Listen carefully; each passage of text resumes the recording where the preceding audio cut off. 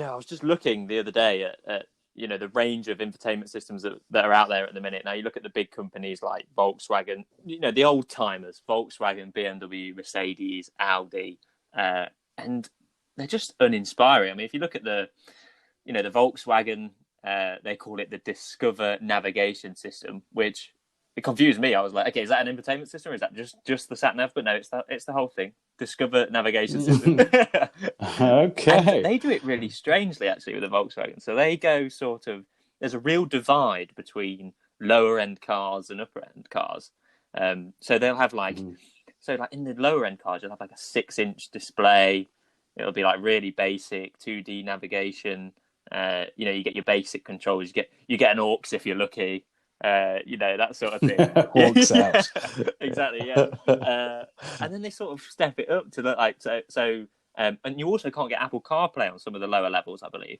So they completely restrict the lower level. I guess it's to reduce cost, and that's their target market. So why not? But as you go up the range, you get a 9-inch display, which is better and in keeping more with the modern look. And I imagine the ID.3 as well will have a lot better display on there.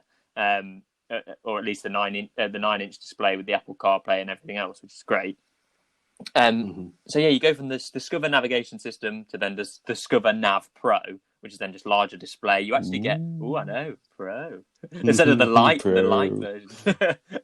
Remember they used to do that on phone apps. They used to go light and then you'd get a load of ads.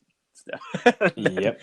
In-app purchase for Pro. Yeah, exactly. Yes, give it to me. Yeah, you're killing me. Stop these stupid adverts once and for all. It's clever marketing. It is. Absolutely. But yeah, so the Pro has more of the voice control, larger displays, more playback formats. You might get a USB if you're lucky on the Pro. But yeah, Volkswagen really, it's a budget brand really, unless you go for the the more top markets like the Tiguan's and things like that, which are a bit more higher cost. And then moving on to something that should be considered as more of a premium car is the BMW iDrive. Now, I know you drive a BMW, Christian, and the newer BMWs for as well. Sins. Yeah, the new BMW as well. They brought out this new operating system, iOS 7, and I don't know. What year did that come in? I don't know, to be honest. Apparently it's the newest one. It may be on yours because yours is pretty new. So, well, I've got the iDrive. Yeah, which is diabolical. Yeah, I've heard. Genuinely, I don't like anything about it. And they gave me a bunch of sort of freebies for a period of time, like subscription freebies. Like the connected... Which I never really used. Connected internet, connected drive, whatever they call it. And stuff. Connected drive, yeah. So they gave me connected drive and a bunch of other stuff. And I was like, that's great. I'll use that lots. And I didn't, obviously. Yeah. There's not very often that I need to lock my car from 5 miles away because I've forgotten, we're locked down, for one. And secondly, it's, and this is what really intrigued me. You can turn on the aircon. Okay. So when you're in your house, you can warm it up and bring up your phone app. No, you can't warm it up. What? You can only cool it down. Well, you can. All you can do is put a slight air of ventilation in there, because presumably it's a battery issue, right? But yeah, no. So you can say on there, ventilate the car, and so you say, okay, ventilate the car, and you go in there 10 minutes later, and if it's baking hot, it's still baking hot inside. So it was for absolutely nothing whatsoever. But one thing that really bugged me actually was the only thing that I did use was some of the connected features. Searching for various things and so on and so forth. And I didn't realize that once that subscription ran out, I'd lose all of that. Because I saw that as being an integral part of the sat nav. Like, it's just normal. Like, why wouldn't you have that feature built in? And it was like, no, you've got to pay an extra 150 quid or something per year for that. I already hated this car. I now hate it even more. So what do you think have you got the My BMW app? Is that what you're referring to? Yeah. Yes. What's that like? The app's okay, a little bit clunky. In-app purchases in there is impossible, basically. Right. The user experience is the problem. Yeah. Like, there's no one I don't think in BMW, or perhaps they're just typically German. Yeah. I don't know. But either way, the user experience is really, really difficult. And you kind of just want to go on there and be presented with all the options and say, yeah, okay, I'll have that. I'll have that. I'll have that. Great. Brilliant. Now go away. And actually, instead, what you get is, here's all of the gumph and all the information. And then we'll take you to somewhere where we'll tell you what you do and you don't have. And then we'll give you a list of things that are available. And it's like, okay, cool. Now can I have it? And it's like, no, now you need to open up a website. And I'm like, right, okay. So it's lost me. Yeah. You know, like Can't immediately I'm lost. Yeah. Can't be bothered. Yeah, totally. It's not worth the extra 20 seconds it takes me to type in something rather than just search for it. And so it's all right, but it's not great. They have integrations in there as well for things like calendar. Right. So you can integrate your calendar onto the iDrive, so that if you put the address in to your calendar and sync it with the phone, the car will then, once you get into the car, it will say, do you want to go here? Oh. Yeah. It doesn't really work. No. It sounds amazing, I know. And the problem is I've got several calendars. I don't just have one calendar. Right. And it does not like that at all. And it's probably just me treating it with the BMW disdain I have for it. And not giving it enough time. And I have no doubt there'll be someone out there tells me, you just tick this and tick that and off you go. But the problem is it's not intuitive enough. The user experience is poor. So sorry, BMW, but that's my view on it. What do you think to the look of it? Because I quite like the look. I like the look. Yeah, it looks great. And the other thing I would say is, because I know this is a bugbear for a lot of people in a lot of cars, it doesn't ever really slow down, doesn't glitch, doesn't stop, turns on very quickly. You know, so again, typically German, it works well, but the experience is terrible. You know, I can't think of a time ever where I've had to wait for it to do something. You know, it's there, it's available, you can use it. It's just next to impossible to use. And does it have CarPlay? No, but I think that is an option. Right. You have to pay for it. I think so. Right. Yeah. I've never wanted it. Really. No. But I can get why some people do. Yeah. The Mercedes CarPlay is brilliant because I don't really like the Mercedes. Is it called Command? Their whole system, or just the? It's MBUX now. They've called it Mercedes-Benz User Experience. Oh. Yeah.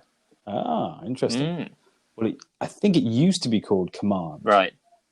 And that was pretty poor, but they did have CarPlay, which made it actually quite decent. Yeah, it's what a lot of the budget cars do. I know, Nissan and people like that, they all do that. Because it's just, and it makes sense, to be honest. You don't have to put a lot of time and effort and research into OS. Let Apple do it. It saves us costs on having, they could probably reduce the hardware and everything else of the car. So, CarPlay is revolutionary for a lot of people. I would love to see an Apple OS though, but perhaps we will see that soon. Oh, wouldn't that be amazing? Wouldn't it? I mean, genuinely amazing. It would be the best. And of course it would. There's no doubting it. I can't see Apple doing it unless they can have full control over that entire sort of experience. Yeah, it's just Apple through and through, isn't it? The way I see it, an Apple OS will only ever be in an Apple car. So if they do an Apple car, there'll be an Apple OS. If not, absolutely, I don't think so. Yeah, I think you're totally right. Or there'll be a third-party dongle hardware device. Yeah. That will take over or something. Yeah, it has to be in control of everything. Yeah. Yes. Yeah, exactly. Yeah. But again, that's down to the Apple experience. Isn't it? The reason that Android can sometimes be quite buggy is because they're having to accommodate everything and everyone. Which is difficult. Definitely. So, okay. So, well, actually, speaking of Android Automotive, do you have anything on that? So, I was looking at the Polestar then. So, I was getting into it and I was like, Polestar. I love the Polestar anyway. I love the look of it, love the performance of it, love everything about it. But the Android Automotive is one of the most talked about things about the Polestar. You take all those things away and it's just like everyone's talking about Android Automotive. And, I believe they'll be the first car to have it on. There are now other cars obviously in the queue to in the long queue of getting Android Automotive on it, and it looks absolutely phenomenal, and it brings you into that Google ecosystem. Now, I'm a fan of that. Some people are not a fan of that. I don't know whether you are. We've had conversations about this before, and I know you're on the. Yeah, I don't know whether I am. Yeah, very much on the fence. Yeah, but I can just imagine now. It just feels like we're at the very beginning of what they could do with Android Automotive, and we know Google. They'll utilize all your data and stuff like that, and if you're comfortable with that, you can get a great experience. And that's what I'm most excited about with Android. At the cost of your soul. Yeah, yeah, exactly. Yeah, yeah. They own your soul, but it's easy. Yeah, exactly. So it's fine. Yeah, but I think that's the key into people's soul, though, isn't it? Is make it easy for them, save them time, and they'll give you whatever you like. Literally, whatever you want, they will give to you. And I'm not any different to anyone else in that regard. No. Like, I'll do the same thing. If someone says to me, "Just sign here, I'll make it easier for you." Yeah. Okay, fine. Well, sign. What am I signing? Yeah, especially if what comes before that is a 2-page essay on the terms and conditions. Exactly. Yeah. What you're actually signing, Mr. Miles, is your life away. Right, only that. Okay. Easy enough. There's actually a South Park episode where Apple do that, and they put like a little note at the bottom every time you get an app, and they were like literally just selling pieces of their life away over their whole episode. It's brilliant. It's so true. It's so true. But and we talk in jest, obviously, but being serious, Google, I'm sure, have a bigger plan. There's no doubt. They want to be around for the long term, and for they're not looking at destroying people's lives, really, of course. But it did. I think in that regard, I'm a bit of a Luddite. I don't want to get. I love technology, but I don't want to get too technical.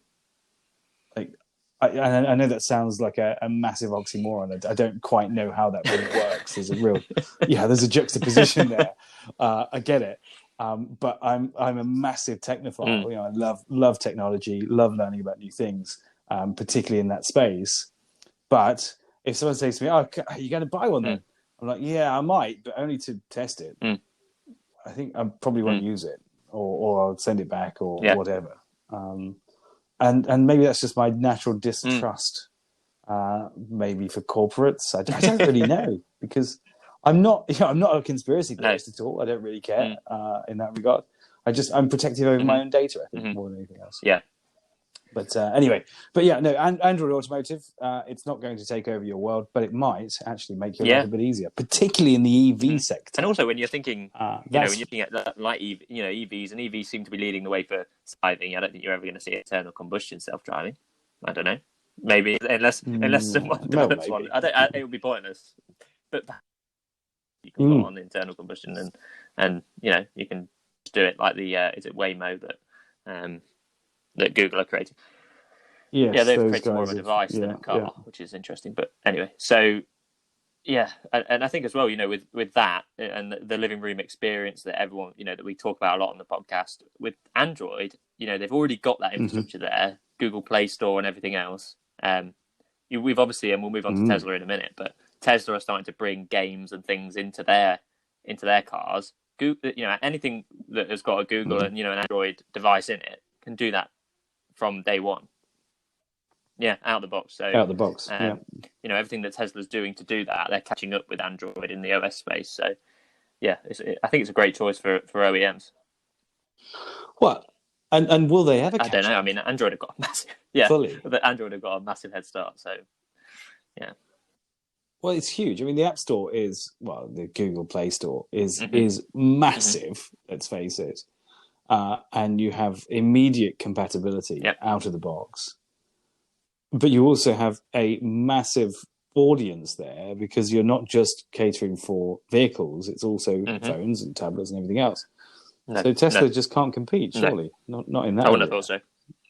I wouldn't have thought so. But moving on to the Tesla. I mean, so Tesla were really. I don't want to say they were the first one to bring in big displays, because I think Volvo and a couple of other companies did that, but Tesla seems to be taking it to that next level now. 17-inch display in the Model S Plaid, which is crazy, and it looks massive as well. I think they're really, and it's also now utilizing that display in a different way. So like, you know, with a possible drive shifter, that's interesting. You know, with a potential gear shifter on the display with the Model S Plaid. So do we know any more about obviously that? about that? You know, that they were going to do a gear shift on the display, and saying that yeah, you know, obviously the gear shifter would be AI driven and it would understand the obstacles around you, but the gear shifter would be on the display. Yeah. Now I don't know whether that's official. He's only tweeted that, but that seems to be the vision. Wow. Okay, and so the actual display itself, is it? This is one thing actually that I'm not sure of entirely. Is the infotainment system part of the dashboard? I mean, obviously they communicate with each other because they can send packages from one to the other and so on and so forth. You can get a map up on your your cluster display and so on and so forth. But have Tesla fully integrated that? I don't know, to be honest. That's a difficult one to know without using it. I don't know whether it is sort of all, because you see a lot of the companies, you know, like Mercedes, they almost have like a singular display, don't they, with like it all on there, and that seems to be becoming a bit more common as well. Is that having this one big display that, you know, one little corner of it shows you the speed and everything else, but the rest of it is dedicated to everything else. So yeah, I'm not sure with Tesla, to be honest, whether they've fully integrated it. It doesn't seem that way on the images. It seems to be very separate still, but I don't know. Maybe that's not a bad thing if you're sat in the middle of the back seat watching a 17-inch screen while the car drives itself. It's, yeah, exactly. They no may do away need, with is that there? Well, yeah, exactly that. I mean, nothing there at all. No steering wheel, no nothing. Eventually, just a big 32-inch screen. You know. It spreads across the entire. But speaking dashboard. of a Tesla rival potentially in Nio, you know, we love their interior and the infotainment system. There's not much to go on really. I think it's a very basic infotainment system in terms of functionality. Obviously, they've got the AI stuff with the Know Me, the little cryptic AI device in there. But apart from that, really, I quite like that though. It gives it a bit of character, you know, with the little smiley thing on the top of the dashboard and stuff like that. You know, almost your personal assistant in the car. No one's really done that. So yeah, I find Nio's attempt very interesting as well, and for them to be focusing more on voice as an infotainment system rather than a physical touch is also a very interesting thing. Yeah, I mean, it's very Chinese, isn't it? I suppose. Yeah, they like the little cute avatar. Yeah, exactly. They love it, and I mean, I wonder whether it would translate over to here. I don't really see why it wouldn't. If it works well, so long as it's not distracting. If the experience is good. Looking at you while you're driving, it's like, yeah, stop looking at me. Ringing Nio. Do you think it frowns at you if you make a mistake? When you're speeding, it goes like red. Furious. Yeah. Starts jumping up and down. Stop it.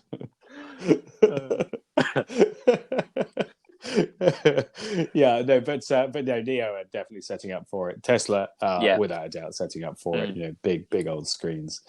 And one thing that I thought was interesting from Tesla's perspective, though, is that they have taken the time out to publicize the fact that you can watch Netflix. Like, why is that important? Yeah. And I think it says something about consumer behavior at the moment. Is actually it's important to us, and they've identified that, because 2 years ago, would you ever see a car being advertised? You'd have with laughed Netflix on it. You'd have been like, "Oh, come on!" Yeah, exactly that. You just said, what use is that? You know. Yeah. The kids can watch it, I guess. But it's still illegal. Do you remember, no, they can't. I remember as a kid, they used to have these. I remember my dad fitted this little screen where the, no. So like in the front at the top where the, I don't know what you call that mirror now, like the reverse mirror where you look out the back window. The rear view mirror, there you go. The rear view mirror. I just went blank there. Yeah, so the rear view mirror. Above that, you could fit a screen in there, and you could you could put DVDs in it and all sorts of stuff. And that was like seen as like, you know, you couldn't believe it as a kid. Oh my god, I'm watching television. Cutting edge. We've got a screen in the car. Yeah, exactly. Yeah, as opposed to the digital radio. Yeah, telling all your mates. Yeah, like, you know, the car was just filled with the radio then. You know, now we've moved on so much. Even in just, you know, I'm only 22 years old, and it's just, yeah, it's crazy how much it's come on. How quickly we have progressed is especially where AI isn't it? and all the, you know, well, it's AI really, isn't it, with the self-driving? You know, AI just seems to be. It is. We've had it for a while, but now it's really picking up, and yeah,